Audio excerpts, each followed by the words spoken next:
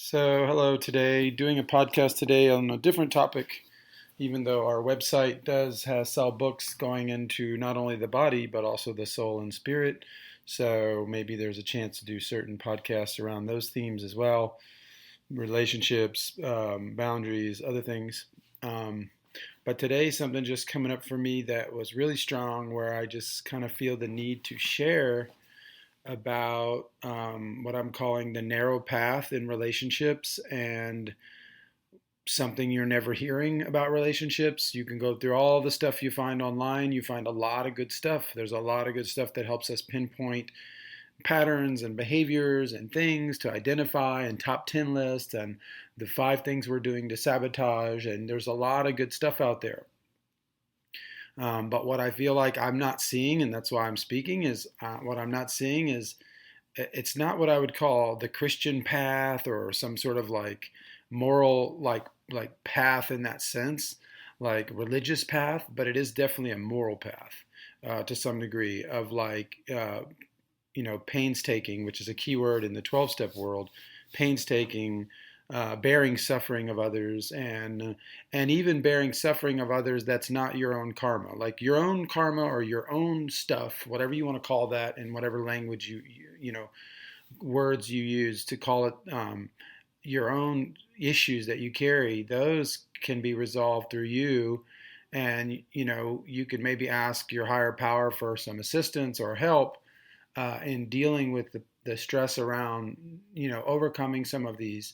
But in the end, if you want to become an adult in some degree, even though we're all children down here in some degree, including me and everyone else, um, if you want to adult a little bit, then yes, you do have to take care of your own karma, your own path, your own amends, your own responsibility, your actions. If you hit someone, it's your action. If you had an abortion, it was still your action. Yes, there was a partner, there were other factors, we get it. But if you pulled the trigger, there's still an action there. And so that action is, you're responsible. It's your reaction or whatever you want to call it. Everybody has to take responsibility for their actions. But we're in a world where responsibility for our actions is almost hard to find. So you see tons and tons of self-help and relationship stuff that are not based on that same principle, which I'm calling the narrow path. And it's like a more rare to find area in the couple interface where you see things from a whole new, almost spiritual perspective without being overly spiritual either. It just means like objective, I guess you could say, an objective view.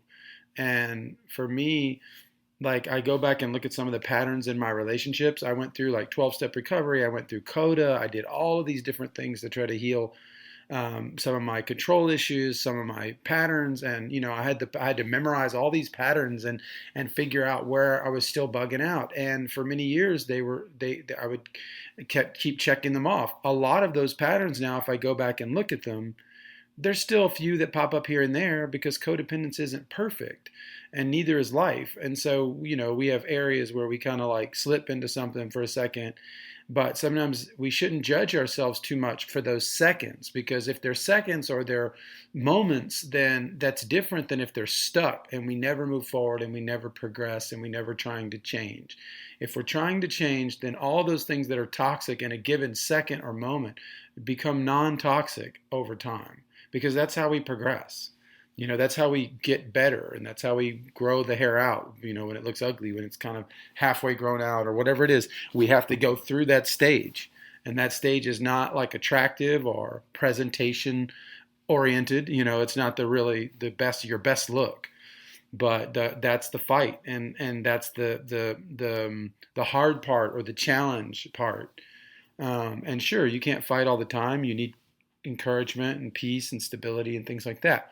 But there's going to be a little back and forth on, balance between the challenges in life and the rewards. And so, in French they say, after, well, I don't know, after the hard stuff, after the effort, you have I forget it. It's a French expression, so it doesn't work even if I translate it. But it basically means, well, no pain, no gain, I guess you could say in English. But so, I lived over there for 15 years, so I still have like all these different expressions that come up in my brain. But and so this harder path, this narrow path, is totally different.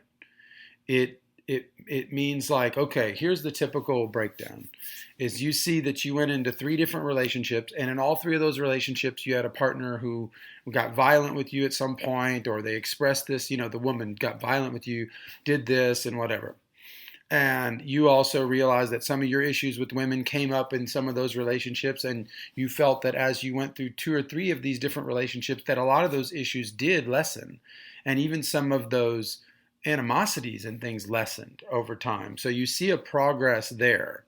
But then you get into something that's even worse all of a sudden, and you're like, oh my God, is this worse because I'm all of a sudden in the wrong relationship? And then, like they say, sabotaging a relationship is a good thing if it's the wrong one, because you're trying to figure, it's not even sabotage at that point. It's like you're throwing monkey wrenches into it to see if a difficulty of that level will create a total blow up or something that's not going to work between the two people or whatever.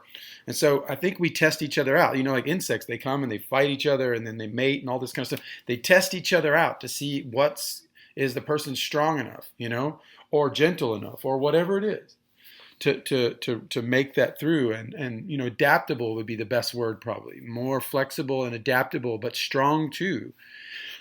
Adaptable doesn't just mean loose. It can mean like you have firm boundaries, and then you also have like you have also a lot of compassion, a lot of love and devotion, and some of those heart qualities. And it's not all just like mental gymnastics and boundaries and structure and stern. There's actually a content and a soul and like a love and a warmth and all that. So the narrow path means that you see these patterns and you go back and you look at them and you see a spiral of progress, kind of. But then, like in the situation that you could be in where all of a sudden things get worse with a new partner, like, oh my God, like within 3 or 4 months, like, she hits you or something crazy happens, and then she's like, oh, super violent all in a given moment. And it's like, what the hell? Like, am I keep asking for this? Am I still like, have I not like gotten out of this pattern? And this is where most relationship talks fail, is because all they can focus on is the outward reality of what's happening, and no one's seeing the inward reality. And so this is the big error in pretty much human history now, as far as I can see it, like with everything from economics to any other thing, to like relationships, to religion, to even like what's happening on the TV, like deception, like they tell you one thing, but they're actually signing laws in the opposite direction underneath. And, all of this stuff has a lot to do with seeing things on an external level only and not paying attention, like not your third eye, but whatever you want to call that intuition, that North Star, that Christ-centered consciousness, whatever, that Christian value, whatever it is, honesty, you can call it a million things. But the point is that getting in touch with that and being able to see how that is part of why you're going through all these things, because there might be pain as a modern form of initiation. Pain is probably the only way to get us to become less afraid of death, more free inside of ourselves, more able to face this world that's increasingly trying to take away freedoms, and to become that stronger entity. That stronger entity can't become that way if he's so afraid of losing his family, and he's like tribal, and he's so afraid of losing, his own life. If he's in that state, he can't be of service in that new paradigm.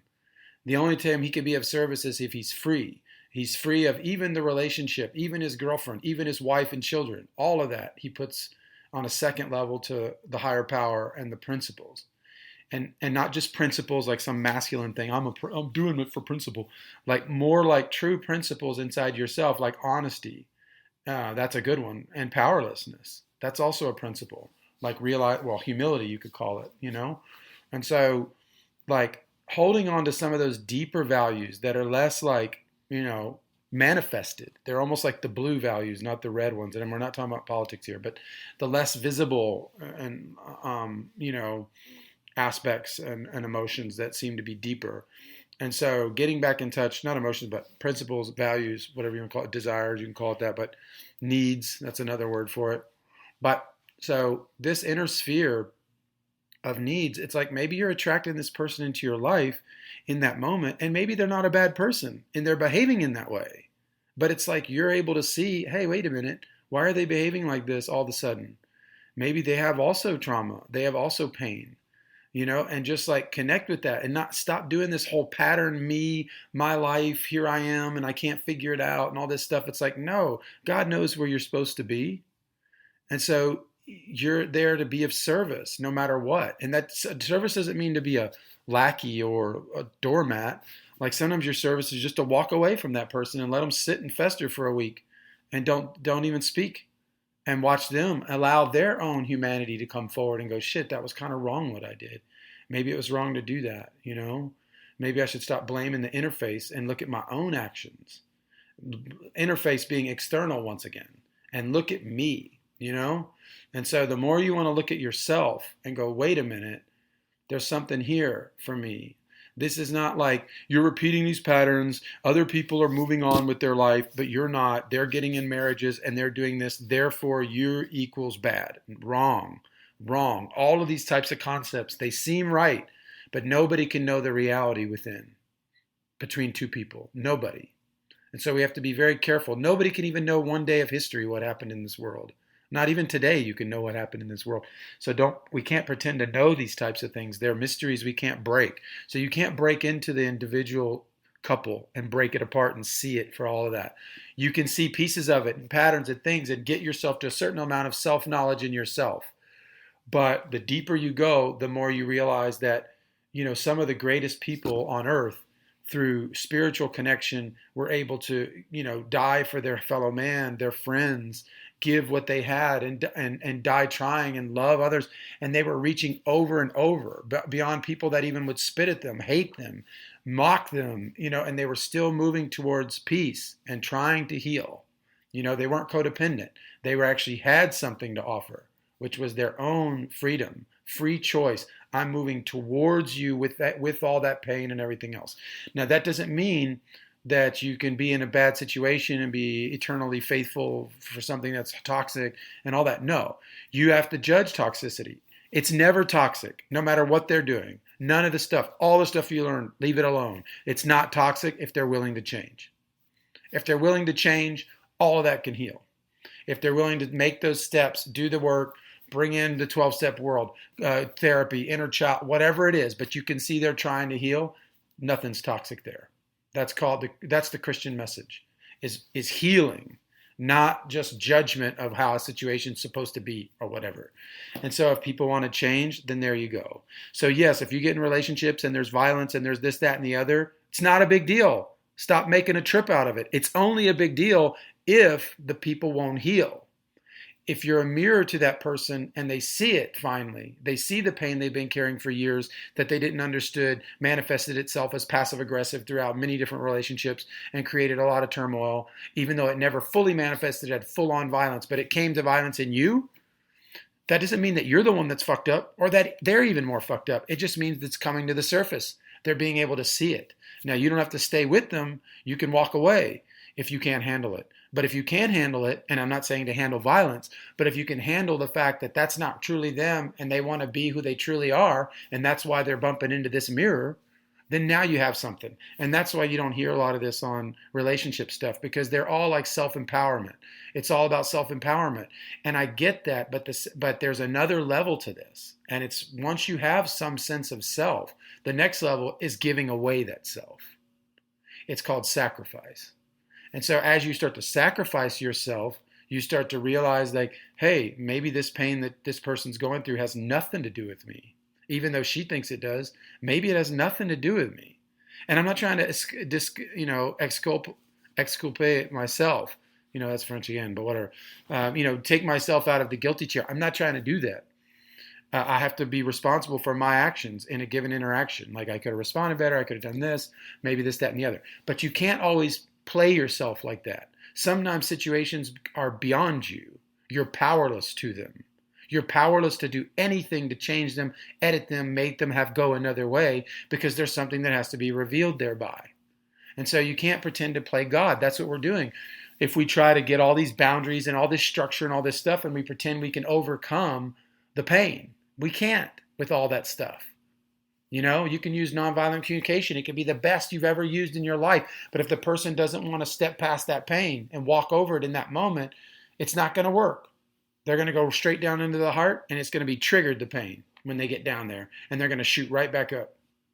Right? And you could be a totally safe person and totally neutral, but they still have to take that piecemeal, and they have to go about it their own way. So there's nothing that you can do to force it or anything else. But you don't hear a lot of this in relationship talks. They always talk about the path of you and the self, but it's like the path of the self becomes the path of the other.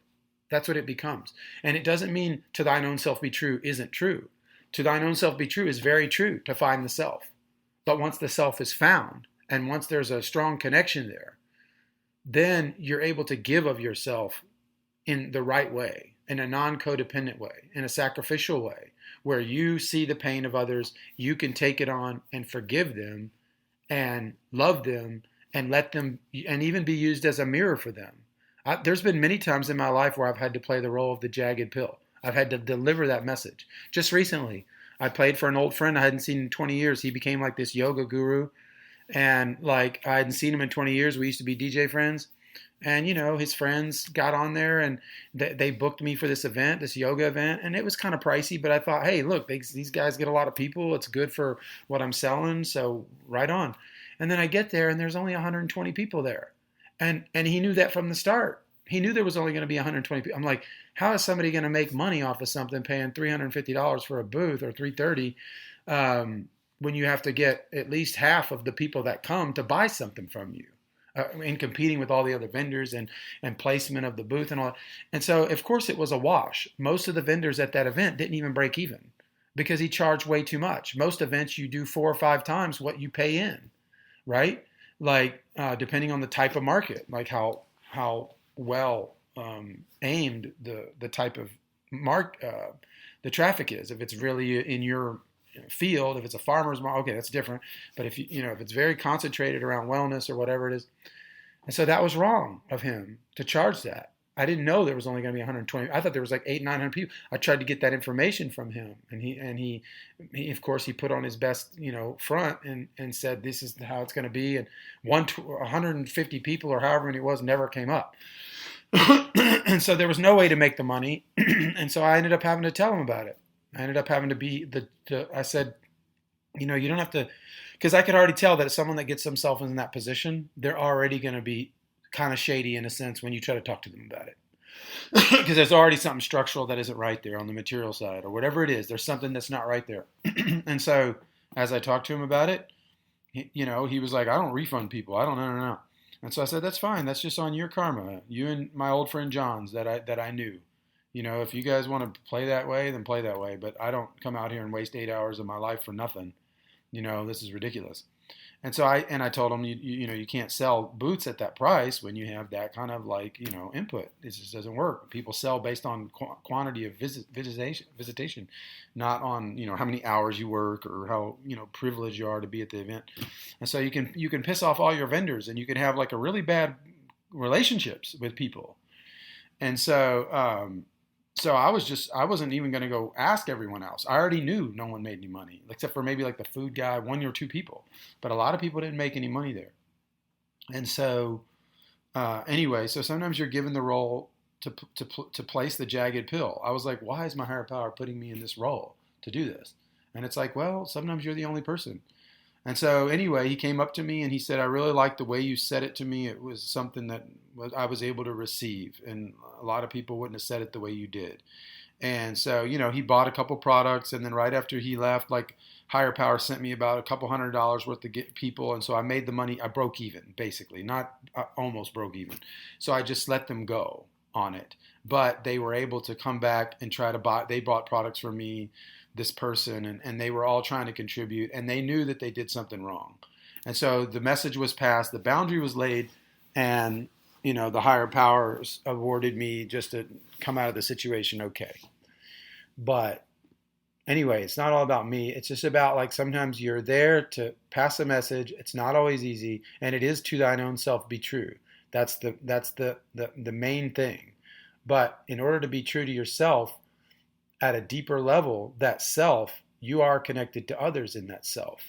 Like you're not connected to them like codependent or enmeshed, but you're connected to them in how you contribute to their well-being and their common welfare. And so that's like, like Christ, he did his own thing, but he did it for humanity. And so what happens is he was doing it, he was in the self, fully in his self. He knew his self. But in that deeper self, there's the compassion for others. There's others in that. Within us, we have all of these inside of us. And so at a deeper level, we're all connected. And so anyway, it's not, but in practice, it's kind of hairy because things don't look the way they're supposed to look. The narrow path is not easy.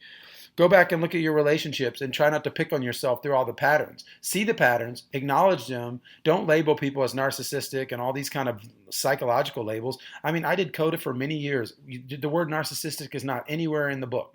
Why? Because they don't use judgment language. Don't use judgment language. Talk about patterns. Talk about behavior. Talk about how this thing isn't working for me. This type of behavior hurts me. Talk about your feelings. Be honest. Be honest with each other, and then you have something possible. And if the person can't hang and they don't want to face it in that time, then you just move on and you did your best. And even if your whole life was just about to build up with them, but like now you see that they're just not going to go forward with it, then maybe that was the hard pill too. Is like you just had to like be a mirror for them, and maybe in their next path they'll like work on that or whatever it is. So it's like it's a hard path because you end up falling back on your feet, especially in recovery. There's a line in one of the recovery books that I remember reading that said, how do I feel about people not liking me anymore in recovery? Or it was something like that. People not liking you because of your recovery. And it's like, that sounds crazy because you would think that recovery would get to the level of not where you talk about it to everybody, but even where you're quiet and gentle and all those other, ways to be with others that don't stimulate triggers and responses. And that's true. But at the same time, there's a paradox here because no matter how well you behave, if someone has some latent stuff that could totally blow up and topple you, then probably in the first few months of that relationship, something's going to come about where you can see that, or where you both can see it, and you can see those things.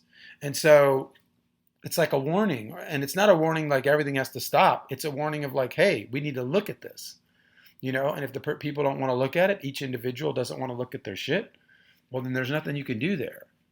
But like, it's not about you getting out of this like pattern and you finally make it and everybody, it's like the expression, if you really think you're evolved, go hang out with your parents for a week. Yeah, we're always going to have issues. Like I have issues with my parents, but I have them at the right distance. My mother and me have the best relationship we've ever had. But I'm not like sleeping over at our house all the time and, going on road trips. I keep things in the right distance to where things work between us because I care about her and our interaction. So I don't put the interaction into hot water and try to, overmix or ask her for money and try to overmix there and, mix everything up where I get in hot water. I try to stay at the right distance so we can have a good relationship. And so it's not as easy when it comes to like I could say, look, I'm 45. How can I advise someone? I'm not married. I don't have kids. How am I supposed to advise someone on relationships? Well, I still am to some degree right here. I'm not advising. What I'm doing is I'm letting people know that to thine own self be true does not end just because you've got a relationship book in your hand and you're trying to do that. To thine own self be true is very important. It stays with you till the end. It doesn't end because you find a family and you think you can just horizontalize into that family and just, relax your body and everything works out. No, it's going to be even more work, and the more work you've done internally, the more you're going to attract higher levels of the work that's still left to do.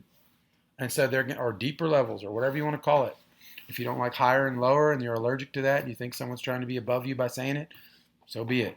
Then use deeper or frequency or whatever you want to call it. But there is a need to like I'm at this point in my life now where I'm having like a third failed relationship in a row. And all the self-help books are trying to tell you, yeah, it's because something's wrong with you. And I'm like, no, that's not true. And I'm not in denial. What it is I'm working on me the whole time. I'm admitting my part. I'm working. I'm doing therapy and any other thing I need to do, and I've done them for years to get to this point. And so what's happening is that's not what's happening. Is I'm sensing progress, but the progress is in helping others see their pain, or being a mirror, or being a hand, or being a helper to that other person, trying to come together and like make it work. And yeah, it would be great if just someone came along and just everything fucking fit magically. But I'm starting to believe that that's never going to happen.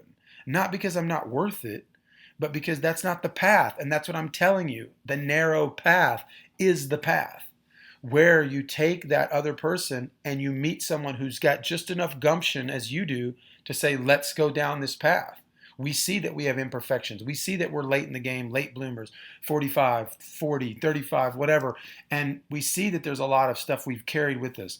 But now I meet this person. We do love each other. Let's try to work this out together and see how we can heal this. That's the joy in it. The joy is healing all that stuff through someone and finding love on the other side, not just finally bumping into the arms and falling into them, and they're of an amazing generosity and everything just works out and we never have to deal with our shit.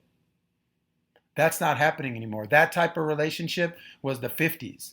You know, we can't do that anymore. People need to be in touch with their reality now, because the problems are getting too pressing. They're too real, what's happening in the world now. And so we're not allowed to just hide out in our relationship, or hide out in the generosity of our partner and just be like, yeah, he's just always nice to me, and so we never fight. It's like, okay, that's fine, but you have to work on your deeper shit if it comes up. If you're coming up swinging at somebody after you just told them that you love them, like, there's issues there. There is issues there. And so those issues have to be dealt with.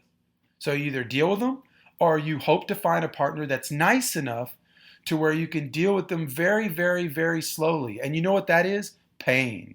That's a lot of pain. That's pain for your child. That's pain for that's years of patterns reenacted and not healed and passed on, you know? And so that is another path, but it's not the path I'm choosing.